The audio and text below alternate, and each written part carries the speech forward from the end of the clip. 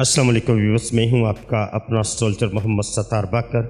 बुर्ज अकरब Scorpio 12 मई से 18 मई का आपका ये हफ्ता बुर्ज अकरब वालों के लिए जज्बात और अल्फाज का तवाज़ुन बनाए रखना बहुत ज़रूरी है। चूँकि 17 मई को सैर तारद और सैर मरीख की तरबीह हो रही है, इसलिए बहस, गुस्सा या जल्दबाजी से बचें।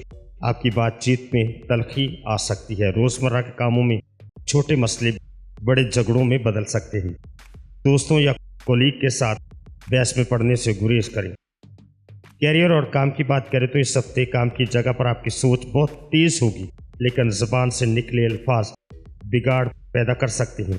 अगर आप लीडर हैं या किसी टीम के सरबराही कर रहे हैं तो नरम लहजा अपनाएं। जो लोग मीडिया, तहरीर या सेल्समैन हैं, उनके लिए ये वक्त फ़ायदेमंद हो सकता है। बस लबो लहजे का ख्याल रखें।